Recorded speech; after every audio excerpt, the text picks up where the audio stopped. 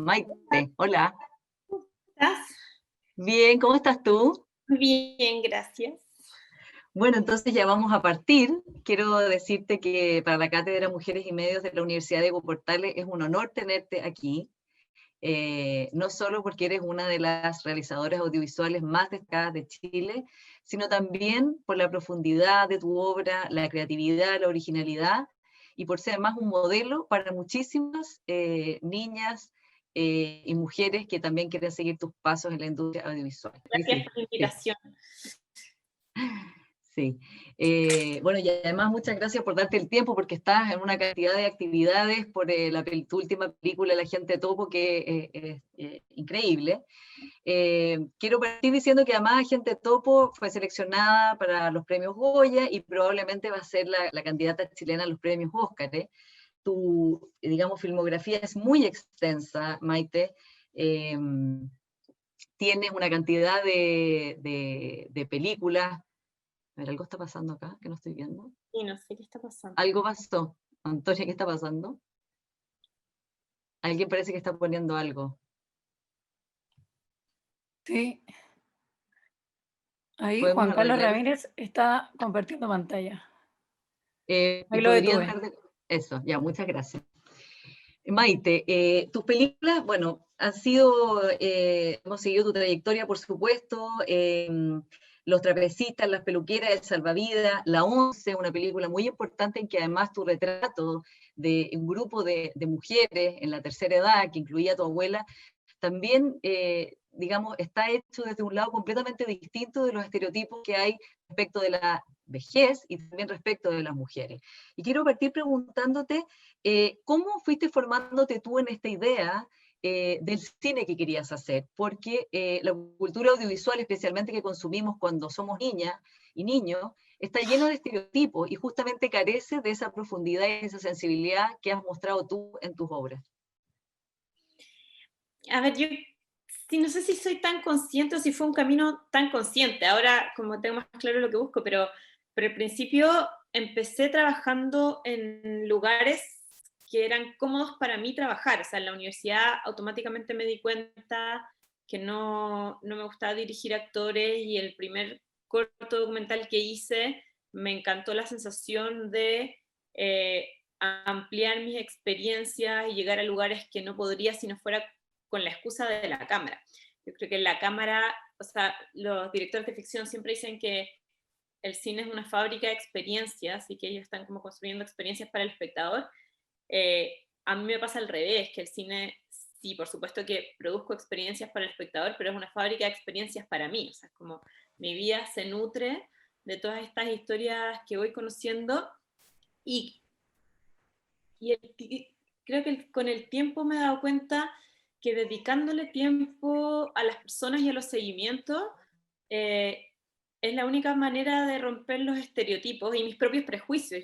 Yo llego a los personajes con los mismos prejuicios que llegamos todos. Lo que pasa es que el tiempo me da un conocimiento y una comprensión de ellos que me permite encariñarme con personas que quizás de antemano no lo haría y dedicándole ese tiempo y esa observación, me conecto emocionalmente con ellos. Entonces, mi viaje y mi proceso de entendimiento con los personajes es el mismo que trato de homologar en la estructura narrativa de la película para que el espectador también se mueva de esos estereotipos habituales, que, insisto, yo también cargo con ellos, pero y por eso investigo mucho y paso mucho tiempo para poder comprender y descarto muchas historias y muchos personajes con los que no me logro conectar tampoco. O sea, no filmo todas las historias que investigo. También es parte de mi proceso de investigación. Estaba leyendo tu biografía previa, digamos, a todas tus películas y todo, y también te crítica de cine, ¿no? ¿Y qué es lo que veías tú en cuanto a crítica respecto de estas maneras estereotipadas de representar no solo el género, sino la edad, la raza, la clase social? ¿Te dabas cuenta de que había un tema?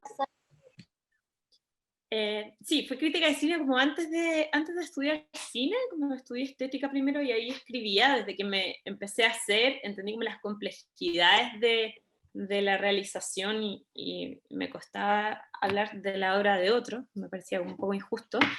Pero yo quizás me equivoco, pero creo que los estereotipos de los personajes están más arraigados en la ficción que en el documental. Creo que en el documental es difícil construir tanto los estereotipos porque creo que en la realidad nos damos cuenta que la gente no es tan estereotipada como uno la encasilla finalmente. Entonces, y creo que pasa en la ficción porque muchas guionistas no se dan el tiempo de conocer el mundo que están representando y que escriben desde su lugar y desde su imaginación, y tenemos una carga social en cómo vemos al otro y cómo conseguimos los personajes. Entonces, desde un lugar aislado es lógico caer en las estructuras tradicionales porque nuestras referencias de esos personajes son las construcciones anteriores que hemos visto, no es ese personaje en la realidad. Entonces yo creo que desde ahí vamos repitiendo las estructuras clásicas. Sí.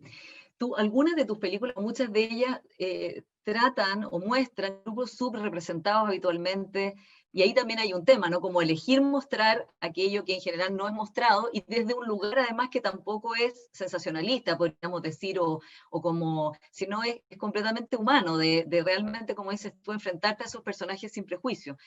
Sea un grupo de señoras que se juntan a tomar té, sean los salvavidas, sean personas con síndrome de Down y su lucha por tener plenitud de derechos o ser considerados adultos, digamos, en un mundo que los infantiliza, o agente topo en que, digamos, un personaje entrañable se mete, digamos, como un detective dentro de un hogar de ancianos a ver qué pasa ahí. Desde ese punto de vista hay una humanización de esas áreas, de esos personajes. En particular quiero preguntarte ahora por la 11, porque yo creo que la construcción de personajes o la mirada que tú eliges tener de esos personajes, cómo eliges mostrarlo, especialmente a tu abuela, creo que es uno de los mejores retratos sobre las mujeres y sobre las mujeres de esa generación por lo demás, pero que hay muchas cosas universales. A ti digamos, ¿cómo fue para ti mirar desde un lado profesional a la generación de tu abuela y ver también las diferencias que habían con tu generación? Ay, perdón, me voy a silenciar el WhatsApp. A ver, creo que fue un proceso también de investigarlas desde el lugar no habitual para mí, que era el de yo las conocía de toda la vida, pero desde la nieta. Y ellas están representadas en la película desde su rol en ese grupo de amigas. Entonces, nosotros igual cumplimos distintos roles, somos siempre los mismos, pero nos movemos de distintas maneras dependiendo del grupo o del contexto en el que estamos. Entonces, yo tenía que entender cuál era el rol de cada una en ese lugar. Entonces, también fue una investigación distinta porque era hablar con cada una por separado y tratar de hacerme un mapa de cómo veía a las amigas, de cómo se sentían, de cómo veían a mi abuela también, y me hablaban cosas como insoportables de mi abuela, que yo no la había visto desde o sea, yo admiraba a mi abuela y la amaba y como que no le veía nada malo, como no la había visto como desde las otras que han vivido toda la vida con ella. Entonces, como entender esas similitudes, distancias, como que lo que les pasaba en ese aspecto relacional de la amistad, fue parte de mi investigación, y de saber que había que delimitarlas en un contexto, porque ellas son mucho más también de lo que se ve en la 11, o sea, y se entiende, o sea, hablan de los maridos, pero son madres, son abuelas, sí, esposas, como tienen distintas relaciones que no están ahí, sino que está totalmente desde lo que pasa en un grupo de amigas, y que fue donde yo me tenía que mover. Y el mismo duelo o la muerte de mi abuela, que para mí fue muy dolorosa, en la película no está desde mi dolor, está desde lo que les pasa perder a una amiga, y como una muerte también con la buena vida, como que ellas están, como la procesaban distinto a como la procesaba yo. Entonces, como lo más difícil para mí era representarlo desde ahí, porque yo a mi abuela la estaba retratando desde ahí. Y eso por una parte, y desde mi generación, claro, era como lo que yo les decía antes de romper los prejuicios. Claramente todas, incluida mi abuela, que ya era un poco más liberal y más progre, pero dentro de ese grupo que era ultra conservador. Entonces, como cuando uno está con gente muy extrema, se pone más extrema. Mi abuela no era tan extrema como lo que se veía ahí, pero era como por ser más antagonista con sus amigas. Todas pensaban muy distinto a como pienso yo, pero escuchándolas y pasando un tiempo con ellas, como podía entender por qué pensaban como pensaban y qué tipo de crianza tuvieron y qué cosas yo les podía exigir, o sea, y también está la película, o sea, un grupo de mujeres que en el colegio tenían clases de economía doméstica y que tenían ahí el cuaderno en la mesa de cómo hacer el presupuesto del hogar y de cómo ser buena mujer en el hogar, no sé, y después de esa escena en la película viene la escena como de su percepción sobre la homosexualidad.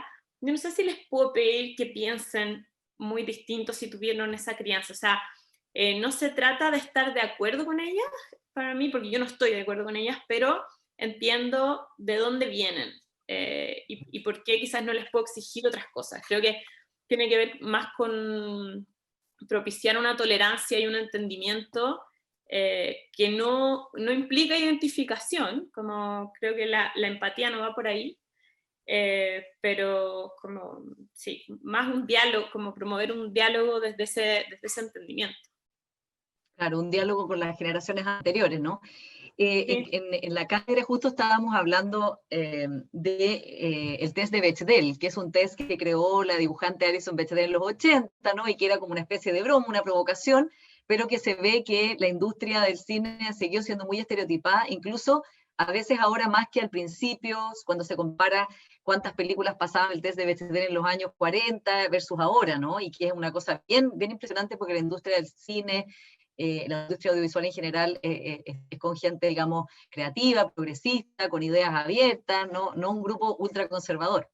Este test además es muy simple, para los que no lo conocen, en el fondo si es una película que tiene una cierta equidad de género, si hay al menos dos personajes mujeres con nombre, si hablan entre ellas y de algo que no sea un hombre. Y la verdad es que muchas veces la mitad de las películas que ganan los premios Oscar no pasa el test de Bechdel, y películas muy recientes como La hora más oscura o Dunkerque no la pasan y uno queda muy sorprendido de que eso sea así, o sea, que ni siquiera haya dos mujeres, que esas tres cosas tan simples no pasen. Entonces quiero preguntarte, dentro de la industria audiovisual en general, no solo los documentales, que es tu área, ¿tú ves un progreso, ves un cambio? ¿Cómo se explica esta paradoja de que a veces en las películas de los años 50 hubiera más personajes femeninos complejos que ahora? Yo creo que se está propiciando un cambio porque está sucediendo, o quiero creer que está sucediendo un cambio profundo a nivel social en el mundo en relación al posicionamiento de la mujer y al poder simbólico de la mujer. Si ese es como nuestro rol como cineastas y el rol de la publicidad, es como cómo nos estamos representando. No sé si, creo que todavía no ha cambiado demasiado, que están las intenciones de cambio, pero que probablemente en 10 años más lo vamos a sentir. Y por supuesto que tiene que ver también con la falta de mujeres contando historias. Y a medida que haya más mujeres directoras, por supuesto que eso va a cambiar. Lo que pasa es que esos porcentajes son los que no han mutado mucho tampoco. Y en la industria gringa, esos números no cambian y eso es lo más aberrante. Como sigue siendo para la industria hollywoodense, para un estudio, que son como ya, no, el caso de Chile es distinto, pero para un estudio que invierte sumas exorbitantes en una película, es arriesgado que una mujer dirija. Como solo una mujer se ha ganado el Oscar en la historia del cine, entonces de dirección es absurdo. Exactamente, Maite. Y como tú dices, hay una correlación obviamente en que haya tan pocas mujeres y haya un techo de vidrio, de cemento en la dirección, en los guiones, en la producción ejecutiva, en los cargos de toma de decisión y la representación de género que hay. En ese sentido, ¿para ti fue difícil llegar a dirigir tus propios documentales, tus propios trabajos? O sea, ¿fue un camino complicado? ¿Es distinto en el caso del documental? Es que el caso del documental es distinto. Porque pasa algo importante en el caso del documental, que son otros presupuestos.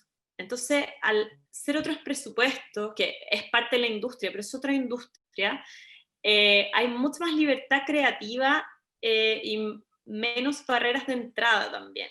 Y menos barreras de entrada no solo para las mujeres, sino que también para las profesiones. Hay muchos, no sé, el otro día escuchaba a João Moreira Salles, un documentalista brasileño muy famoso, que si yo nunca estudié cine y como llega a ser un documentalista destacado viniendo de otra área. Entonces pasa mucho que hay científicos, documentalistas que terminan haciendo carrera, antropólogos, psicólogos, muchos médicos, porque al manejar otros presupuestos como se entra desde la historia y con más libertades creativas, como yo no tengo una industria detrás o un estudio imponiéndome un estilo, entonces esas barreras de entrada hace que haya más mujeres documentalistas que en la ficción de todas maneras, como creo que por eso es distinto en el mundo del documental. Y exactamente lo mismo que dices tú lo dijo la dibujante y cineasta Marjane Satrapi, la creadora de Persepolis, que ahora es directora de cine, y su última película justamente es Radioactiva, que es una biopic de Marie Curie. Y ella decía que, claro, que todavía subsistía, digamos, había mujeres en el ámbito de la dirección de película, sin embargo, que tenía que ver con el presupuesto, y de que un cierto presupuesto hacia arriba no ponían mujeres. Entonces ella decía, lo encontraba completamente escandaloso, además porque, decía, las mujeres hemos sido históricamente mucho mejores para cuidar el presupuesto familiar, justamente con esas clases de economía doméstica que tomaba tu abuela. Decía, yo si tuviera que apostar mi plata, se la daría a una mujer mucho más que a un hombre que sabe lo que significa cuidar cada peso. Entonces, ahí donde la variable económica, digamos, juega la discriminación. ¿Qué se puede hacer en ese sentido? ¿Hay fondos concursables para mujeres que hagan la diferencia? Porque claro, el factor económico es muy importante a la hora de la realización audiovisual. Bueno, los fondos, por lo menos en Chile este año por primera vez pusieron cuotas de un mínimo de paridad, como tienen que ganarse el mismo número de mujeres que hombres. No sé si era exacto paritario, pero al menos 2 directoras mujeres, no me acuerdo el número, pero eso no pasaba antes, entonces claramente por lo menos va a propiciar dentro de nuestra industria que se produzca un cambio. Lo que pasa es que los estudios gringos, pensando a nivel de industria más global, no funcionan con fondos públicos, entonces no puedes poner leyes dentro de esa industria, pero siento que va a ir pasando, como soy optimista en ese sentido, creo que no, si hay algo que sí tienen los gringos es que agarran las modas, entonces van a estar como totalmente a destiempo si siguen con esa política. Y yo creo que las mismas actrices desde el Me Too están moviendo, están promocionando como otro discurso, no sé, como si uno ve a Natalie Portman con su abrigo en el Oscar con las directoras tatuadas que no fueron nominadas y que podrían haber estado nominadas, como que se están generando pequeños gestos o preguntas al menos que antes esa industria no se hacía. No sé cuánto tiempo toma el cambio a nivel gringo sobre todo, pero acá va a pasar. Pero, sí. Sí. Bueno, justamente de hecho este año la industria de la Academia de Hollywood, la que da los Óscares, ha desarrollado una serie de normas que dan un plazo además para que las películas postulantes cumplan, que van en esta línea, ¿no? Que van a pedir cumplir ciertos requisitos o una cantidad de requisitos respecto de la representación de grupos que no, tradicionalmente han sido subrepresentados, como las mujeres, la variedad racial, de clase, en fin, y si no, las películas en un plazo de 5 años no van a poder postular a ganarse el Oscar a la mejor película, mejor actriz, mejor actor, lo cual yo creo que es un paso importante para mover la aguja hacia adelante. ¿Cómo lo ves tú? Porque ha sido controvertido, hay otros que piensan que están obligando a las películas a meter mujeres cuando no había, o latinos, etcétera. A mí me pasa que, está bueno obligarlos porque directoras mujeres hay, también lo hemos visto en la industria, es como no, es lo que decíamos, como con cierto presupuesto los inversionistas no estaban dispuestos a arriesgar, entonces como es necesario que venga la imposición de afuera, en este caso de la academia o de las normas de los fondos para que efectivamente se produzca el cambio. A mí, no sé, hay algo que me da risa a los gringos, por ejemplo, cuando yo postulo a los fondos gringos o al no sé, en Sundance, a mí me califican de Woman of Color, entonces como que yo soy la latina, claro, mujer latina, check, check, check, pero es como, en Chile soy lo más blanco que puede haber, entonces es como lo más clase alta que puede existir, y para ellos como sí, soy el cupo marginal, ¿cachai? Entonces como, no, rara, como, está bien, se va a ir moviendo, pero tienen que entender bien como dónde están dando los cupos que tienen que dar también, ¿no? Exactamente, hay una, eso es algo que, claro, pasa en Estados Unidos, que uno pertenece al grupo racial latino o hispano, que es distinto de los blancos. Para ellos, nosotros no somos blancos. Bueno, se da su debate, ¿no? Maite, y en ese sentido, para terminar el tema de los Óscares, ¿tú no crees que eso limita la libertad creativa, como han dicho algunos? O sea, que el hecho que obliguen a que haya mujeres en el equipo directivo, o que haya mujeres personajes, o que haya latinos, o que haya afroamericanos, que eso es una limitación creativa inaceptable. Yo hace 2 años te habría dicho sí, me parece que es una limitante creativa y habría estado en contra, pero me he dado cuenta que ya ha sido históricamente tan difícil la inserción y que los números no cambian, que ya la única forma es imponiendo normas, porque hemos estado el tejo tan pasado para el otro lado, que si no, por un tiempo no se impone la norma, el cambio no se va a generar. Entonces sí, puede ser injusto por un tiempo, pero bueno, ha sido históricamente injusto. Entonces me parece bueno que suceda, y tiene que ver con las barreras de entrada. O sea, no creo que no hayan profesionales capaces, con el mismo talento de los que están ya en las cabezas de equipo. No les han generado las oportunidades nomás. Entonces creo que sí, hay que legislar en ese sentido, al menos por un periodo, para que se produzca el cambio, y de ahí ya no va a ser necesario. Claro, son cuotas transitorias o medidas transitorias hasta mejorar eso. Maite, volviendo a tu propia obra y a tu método creativo, ¿cómo eliges tú tus temas? ¿Cómo eliges qué van a ser los personajes que te van? Tú decías, dejo muchos temas fuera. ¿Cómo finalmente se va configurando el universo al que vas a dedicar tu próximo documental? No sé, creo que mis temas no es que o sea, hay temas que me conectan más que otros automáticamente, pero llego a los temas por cosas que me cuentan o por aproximaciones. Nunca es que conozco un personaje de casualidad, o sea, ningún personaje me viene a tocar la puerta de la casa, no tengo esa suerte, como que parto de una idea temática y desde esa idea temática salgo a buscar, no sé, por ejemplo, en el corto Yo no soy de aquí, como yo había investigado mucho el Alzheimer, entonces me preguntaba qué pasa con un inmigrante con Alzheimer en primera o segunda fase que llega a Chile y que piensa que está en otro lugar, como existe esa figura. Entonces llamé, no sé, a las 358 casas de reposo que están registradas en la región metropolitana, y era como, hola, ¿tiene un inmigrante con Alzheimer? Hola, ¿tiene un inmigrante con Alzheimer? Hasta que 5 me dijeron que sí, fui a conocerlos y ahí encontré a la Yosebe, que es la protagonista. Entonces, parto como de abstracciones temáticas a partir de cosas que voy leyendo, y ahí salgo a buscar, pero tiene que ver, sí, con temas que leo y con cosas que me interesan, hasta encontrar al personaje ideal. Esa es mi búsqueda. Y en el caso, sí, de Agente Topo, tu última película, que se va a estrenar, entiendo, el 19 de noviembre, ¿no? Se estrena el 19 de noviembre, va a ir abriendo distintas ventanas. El 19 de noviembre se estrena en digital por Cinemark y Cinépolis, en la página de los cines, que van a tener como una plataforma online, y van a ir abriendo salas. Entonces, si hay salas abiertas, se puede ver en sala, y si no, en la plataforma virtual, sí. Sí. ¿Cómo elegiste al personaje? Que estaba leyendo una entrevista muy buena a él, al personaje principal, que es este detective, ¿no? Sergio Chami, que se infiltra en un hogar de ancianos, y que además él, bueno, es un personaje obviamente real, que ve un aviso que pusiste en el diario buscando a un detective que vaya a ver qué pasa con la vida de las personas que están adentro de una casa de reposo. ¿Cómo fue la creación de ese vínculo y cómo se te ocurrió poner un aviso en el diario para reclutarlo?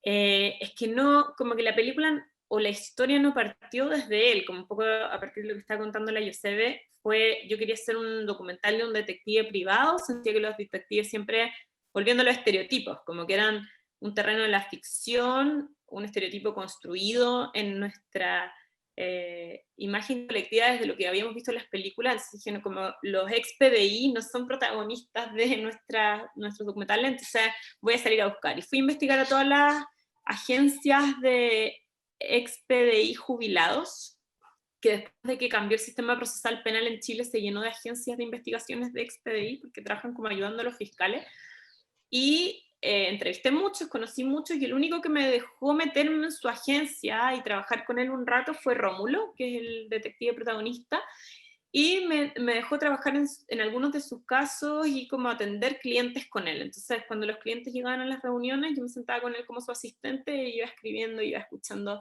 las historias. Y ahí vi muchos casos distintos de infiltrados, todo tipo de infiltrados, como papás que querían seguir a sus hijos. Tocó uno de una universidad que había plagio entre profesores y que infiltraron a un profesor para descubrir el plagio, aseguradoras, como distintas empresas. Y me tocó un caso de asilo, que fue el que me interesó más porque tenía que ver con mi área de interés y porque me parecía absurdo también la figura de la persona mayor con una brecha digital compleja, teniendo que aprender a usar estos elementos que ya para mí eran difíciles. Entonces, a partir de ese caso dije, bueno, y se solían repetir, cuando llega uno nuevo, me interesa el caso del hogar de ancianos, y llegó el caso, y Oscar, que era el señor que trabajaba con Rómulo en la agencia haciendo los casos como de personas mayores, se rompió la cadera 2 meses antes del rodaje, un poco más, y ahí surgió la idea de poner el aviso en el diario, y pensé que no iba a llegar nadie, llegaron 50 personas, y ahí apareció Sergio, que en realidad fue un regalo, y él hizo cambiar también el foco de la película, porque para mí era totalmente, partí desde los detectives, primero quería hacer una serie de televisión de infiltrados, documental, está totalmente centrado en el caso, en el sentido de investigar, mi investigación estaba mucho más enfocada en la necesidad de la gente y la ansiedad que tenían de saber más sobre el otro, como que al detective le pasa que mientras más auge de las redes sociales existe y la gente está más conectada, quieren saber más sin límites, entonces él tiene más casos, contra más información sabe la gente, como más que antes. Entonces eso es raro, y desde ahí estaba partiendo como mi punto de vista, y la clienta para mí era un personaje súper importante en la película, y al final la clienta no está, porque Sergio me hace dar vuelta a la historia, y Sergio hace un poco lo mismo que hago yo al observar, como él llega a este lugar con una misión, a hacer un trabajo, y al poco andar, bueno, es el peor espía del mundo, y no le importa tanto la misión, y él mismo parte con un prejuicio. De hecho, el día 2 que llegó se quería ir, como me decía, yo no me quiero transformar en un anciano, lo dice en esa entrevista, como yo tuve miedo de transformarme en un anciano más, como no me quería quedar en ese lugar. Entonces se quería ir, encontrar que las que tenían Alzheimer estaban locas, como que no se quería sentar a almorzar con nadie, como mucha fobia.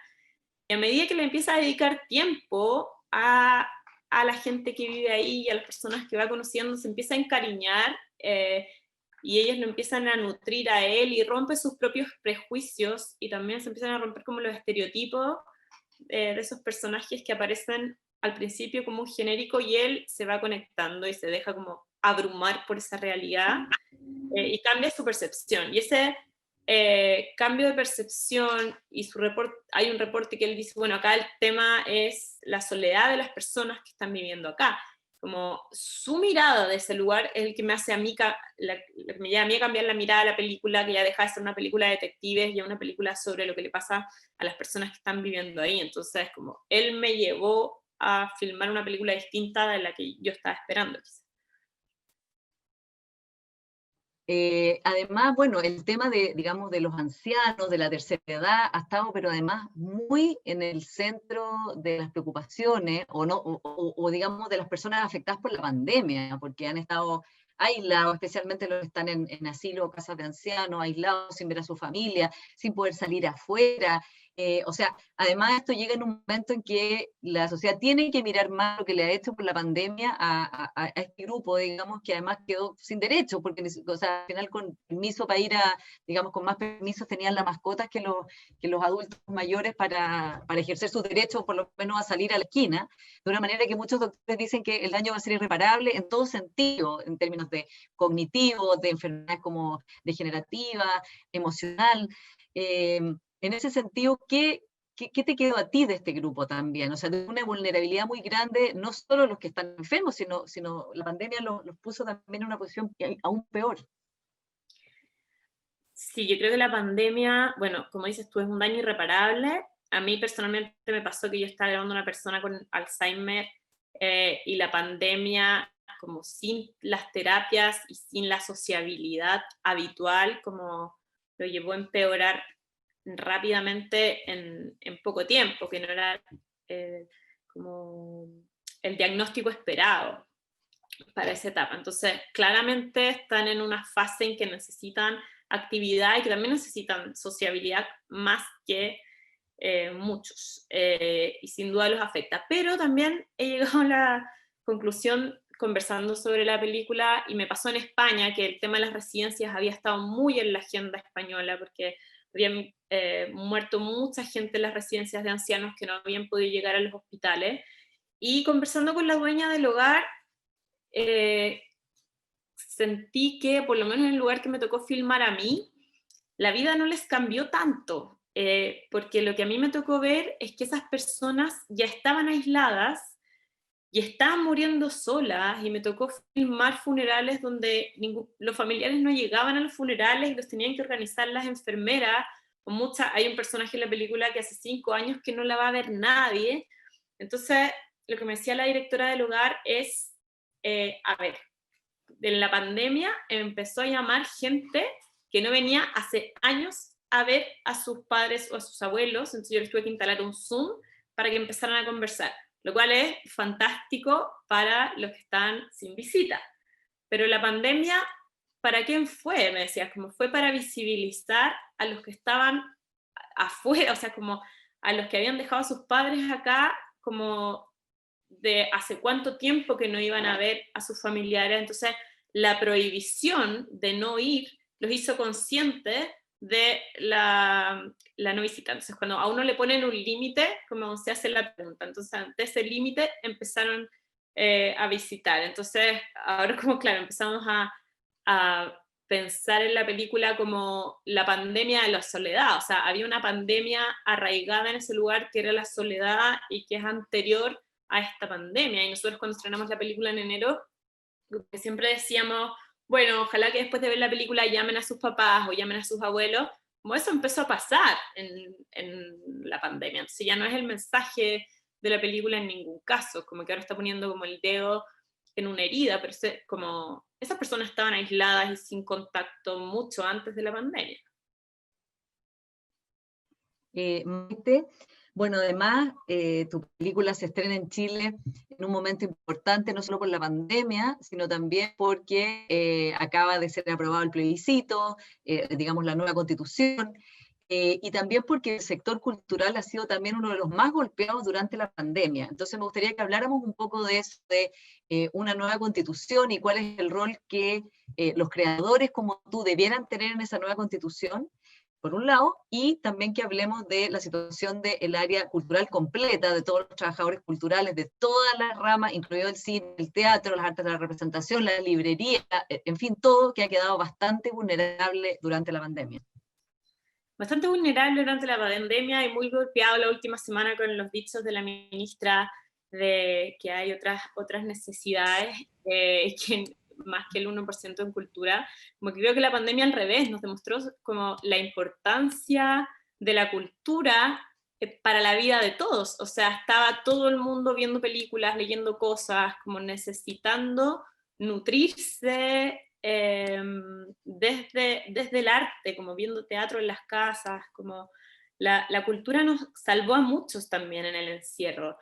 Y sí, golpeó por un lado, por supuesto, a los trabajadores que casi en todas las áreas no pudieron salir a trabajar y no pueden retomar porque no hay actividades culturales. Entonces eso es como que hace imposible el trabajo y como que se siga generando industria, y va a tomar mucho tiempo para los trabajadores de la industria que vuelvan a recuperar sus lugares de trabajo. Y también, como claro, es de las profesiones que se hizo patente quizás o la vulnerabilidad de no sin contratos, entonces no se podían acoger a ninguna de las leyes de protección del trabajo, entonces muy difícil sobrevivir laboralmente, pero al mismo tiempo creo, y es de las necesidades para la nueva constitución, que tenemos que poner la cultura como un valor primordial de nuestra sociedad. O sea, como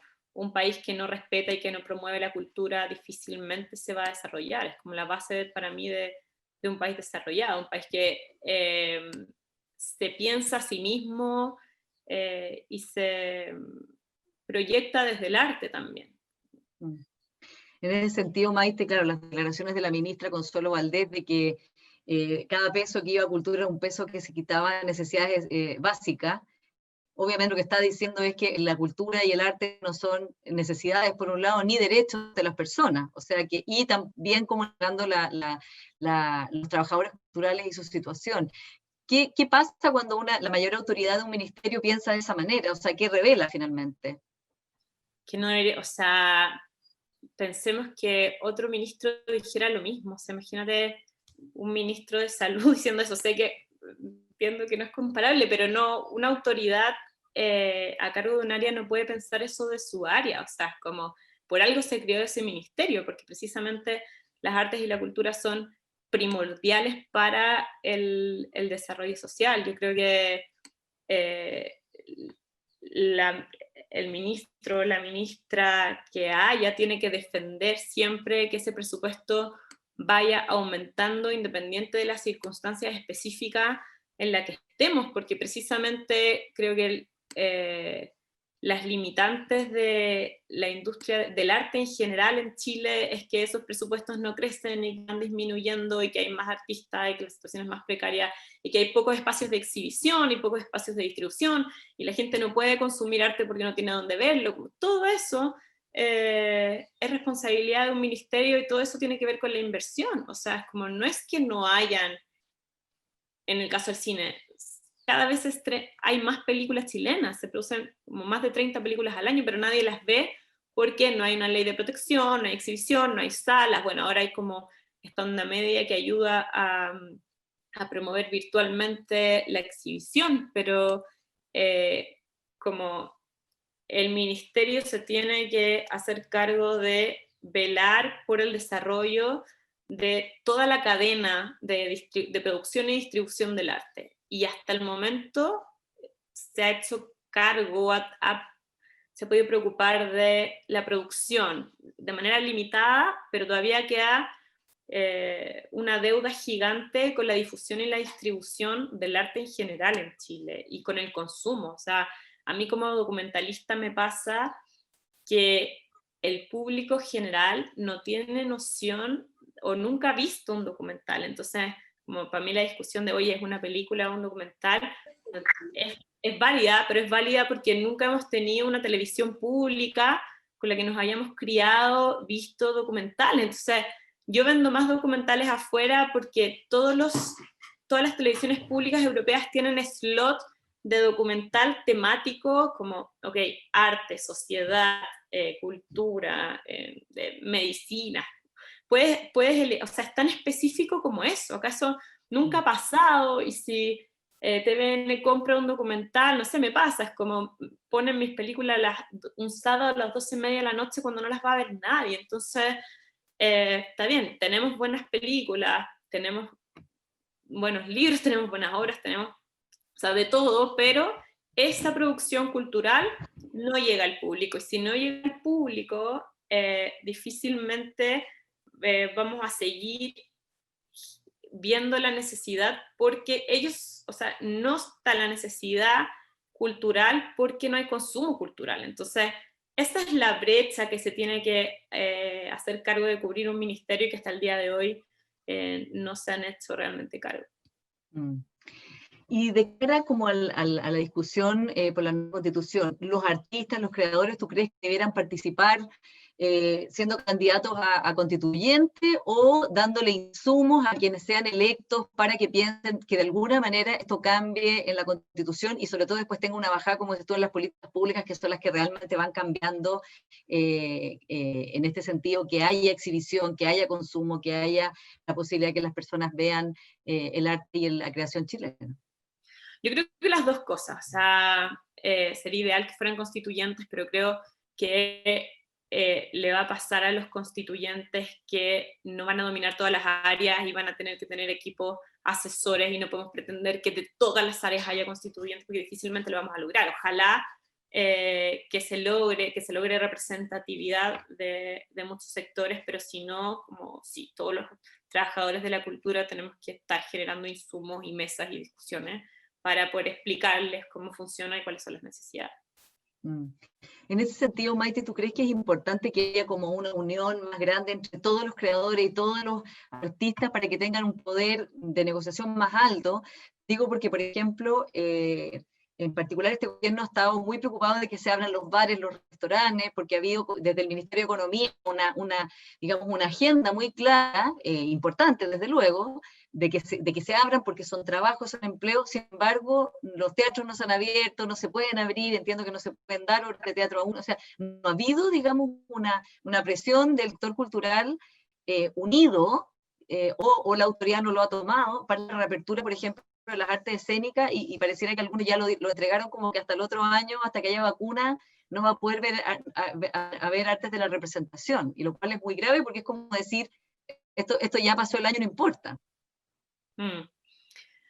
Sí, yo creo que es o sea, creo que los artistas están organizados, como que hay bastantes gremios y bastante representatividad y sindicatos, como quizás lo que no se da tanto es el diálogo entre la institución y los gremios, definitivamente, y que en el Ministerio de Economía hay más presión, por supuesto, desde los restaurantes o desde todos esos gremios. Sí, creo que el puente de diálogo con los trabajadores de la cultura no se da tanto a nivel institucional, sin duda. Ya vamos a ir cerrando, Maite, y les invito a todos los que quieran hacer preguntas a través del chat. Conocemos tu historia, digamos, las personas en general conocen tu historia súper premiada, ganadora de muchos premios, te ha ido muy bien. Y tus películas han conectado con mucha gente, además, que no solo es como ganarse premios en Sundance o postular Goya, sino que realmente han creado como una conexión emocional con la audiencia muy fuerte. Pero ¿cuáles han sido los momentos más complicados también y cómo los has sobrellevado? Especialmente porque la actividad que tú haces requiere un financiamiento, requiere a más personas, no es una creación, digamos, que se puede realizar de manera individual. En este contexto, o en general, digamos, a lo largo de tu vida. Mire, yo creo que el momento más complicado ha sido este año, definitivamente, como a nivel de carrera. Yo tuve la suerte que justo como me había ganado como un premio beca gringa, como que estaba precisamente desde la industria hollywoodense pensada para mujeres que el diagnóstico era que llegaban a cierto nivel de la carrera y nunca pasaban la brecha que pasaban los hombres, como que se quedaban en la misma línea. Entonces era como para posicionar a mujeres en el mercado norteamericano porque no avanzan tanto más. Entonces, a mí me salvó eso, pero lo que he visto y lo que ha sido muy difícil es que no veo un horizonte de poder retomar realmente. O sea, como en qué momento voy a poder volver a filmar personas sin ponerlas en riesgo, porque yo no contrato actores y no los puedo cerrar en un estudio y hacerles PCR todos los días. Es bastante inviable para nosotras los rodajes. Y fue un año muy difícil en que tuvimos, o sea, esto de, ya yo digo, muy suelta de cuerpo, sí, estrenamos el 19 digital, como son 8 meses discutiendo finalmente cómo vamos a mostrar una película que nos tomó 5 años hacer y de alguna manera uno siente que sí, ha tenido visibilidad, pero no la que hubiese tenido, y no importa, como nos pasó a todos, pero de demorarnos en entender la realidad y de entender cuáles van a ser los mejores formatos de exhibición, que por supuesto agradezco la aceleración tecnológica, que quizás no habría pasado ni en 10 años que una sala de cine estuviese dispuesta a presentar una película digital y presencial, pero claro, nos tocó ser el conejillo de India y vivir el cambio, entonces creo que ha sido difícil, sí. Y quiero contestar la pregunta, alguien hizo una pregunta sobre Corfo, me parece, que yo me había ganado un Corfo el viernes, sí. Creo que es importante, claro, yo no soy representativa de la dificultad que viven las directoras mujeres en Chile, porque yo tengo una carrera más consolidada, donde no me cuesta tanto ganarme un fondo. De hecho, es como, si yo pudiese elegir, creo que tendría que excluirme del cupo de las mujeres directoras y como abrir espacio y Corfo no tiene esas divisiones en cualquier caso, como abrir otros espacios, pero yo también, o sea, mi obra tiene el impacto que tiene y es bastante transversal, porque toco temas universales que tampoco generan ronchas, como pienso, no sé, que vi hace poco Visión Nocturna de la Carolina Moscoso, que es un documental increíble que ella cuenta su violación. Por supuesto que es una película que divide y que le cuesta mucho más posicionarse que una película que habla sobre la tercera edad. Entonces yo también soy consciente de que estoy en una posición, no lo busqué conscientemente, como son los temas que naturalmente me interesan, pero que se me hace más fácil en cierto sentido, porque son temáticas que dividen un poco menos, pero no necesariamente a todas las mujeres les interesa trabajar esas temáticas y no a todos los directores les interesa trabajar esas temáticas. Entonces, como en ese sentido, además estamos hablando como de los problemas estructurales. Sí, los problemas como estructurales para todos, no digamos en el caso particular, además de una realizadora muy exitosa como tú. Y por último, ¿tú ves, Maite, cómo es tu mirada de la nueva generación de realizadores audiovisuales, tanto de ficción como de no ficción en Chile y en el mundo? Porque tú también viajas mucho, pasas mucho tiempo viviendo afuera. ¿Ves como una energía, unas ganas de cambiar las cosas, como realmente va a ser una generación que va a hacer la diferencia respecto de todo esto que estamos hablando de las inequidades de género en la industria audiovisual? Mira, no sé si lo veo en los más jóvenes, yo creo que lo veo en general, o sea, siempre digo que la industria chilena tiene la gracia de que se ha construido respetando la diversidad de voces y la diversidad de estilos, cosa que no pasa en otras cinematografías. O sea, si uno ve el caso de la cinematografía argentina, como que hay más similitudes de estilo en las películas exportables. Yo creo que ha sido, y eso me llena de orgullo, como un cine que se ha construido desde distintas miradas temáticas y formales, y eso lo tienen pocas industrias. Creo que es algo que tenemos que seguir cuidando. Y en esa diversidad creo que es más viable que surjan otras voces en una industria como la nuestra que en otras, que son más cerradas a las temáticas y a las formas también. Bueno, Maite Alberdi, te damos de nuevo nuestro homenaje, nuestras felicitaciones de la Cátedra Mujeres y Medios por toda tu obra, que por supuesto seguirá adelante con mucha energía a pesar de todas las dificultades de la pandemia. Esperamos seguir viéndote y teniéndote ojalá de nuevo en nuestra cátedra. Muchas gracias, Paula, un gusto. Gracias por la invitación. Bueno, y a todos ustedes, muchas gracias por haber estado hoy día con nosotros y sigan atentos a las nuevas actividades de nuestra Cátedra Mujeres y Medios. Que estén muy bien, muy buenos días. Gracias.